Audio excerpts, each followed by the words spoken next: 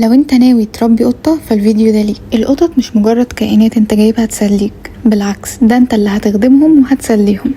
خليني اقولك ايه الحاجات اللي انت محتاج تعرفها قبل ما تقرر تجيب قطة على بيتك، وده لان القطط مسؤوليتها كبيرة، مش مجرد حيوان هيسليك. وبجد من غير افورة تعالى اوريك بنفسك ايه الحاجات اللي هتقابلك، وفي حاجات هديك ليها حلول.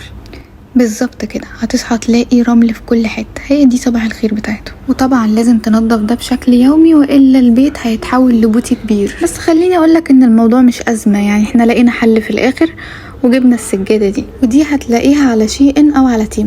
الرمله بتقع فيها فما بتطلعش بره الحيز بتاعها، وده انسب حل انا لقيته الصراحه لموضوع الرمله. المشكله التانية اللي هتقابلك ان انت هتلاقي شعر القطط في كل حته، على السجاد، على الكنب، وهيكون الحل الوحيد ليها ان انت يكون عندك مكنسة كويسة تعرف ان هي تشيلك الشعر ده من كل حتة. كمان عشان ما تتعبش لان التنظيف هيبقى بشكل شبه يومي، دي مكنسة دايسون، في منها للكنب وفي منها للسجاد وفي منها للارض. من غير ما تستخدم حاجة شبه دي الموضوع هيبقى صعب جدا. تالت مشكلة، لازم تختار لأطفالك أكل كويس، لأن انت لو استرخصت هتضطر تصرف أضعافه على الدكاترة. ممكن تجيب دراي فود نوع نضيف أو تعمل لهم أكل في البيت زي فراخ مهروسة مع جزر وكوسة أو الحاجات دي. خلصنا بقى كل اللي فات، اتعود على قلة الأدب منهم، يعني تصحى تلاقي الطبق مقلوب كده عادي، مفيهاش حاجة، عادي، دول عيالنا مش هنضربهم. خامس واهم مشكلة، انت لازم تهتم بنظافة البوتي كل يوم. خليني اقولك معلومة مهمة جدا، لو انت بنت او زوجة او whatever، يعني انت انثى، ما تنضفيش البوتي ده، خلي اي ذكر في البيت هو اللي ينضفه.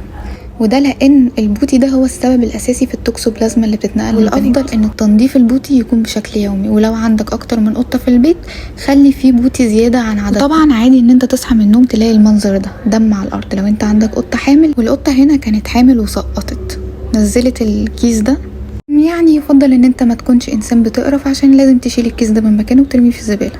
واهم حاجة بقى في الموضوع ان انت لو مش هتقدر ان انت تودي قطتك لما تتعب لدكتور، ما تجيبش قطة، لان القطط مسؤولية كبيرة، لانها لما بتتعب بتحتاج مصاريف كتير، طبعا بتحتاج اهتمام. فانت لو مش هتقدر على حاجة زي دي ومش هتقدر على النظرة دي، ما تجيبش قطة وتشيل مسؤوليتها، لان هي هتبقى في رقبتك.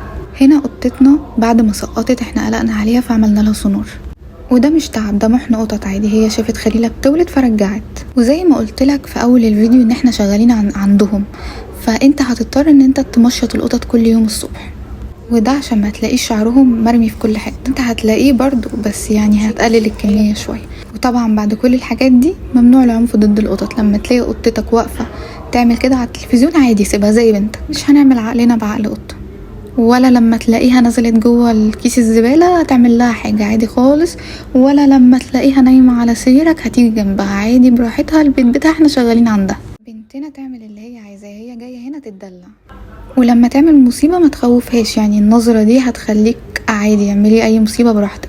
وكمان لما تقل ادبها وتضربك مش مشكلة، احنا اوامر ماشية على الارض، وكمان لازم تلعب معاها، ما هي بنتنا، وتسمعها موسيقى.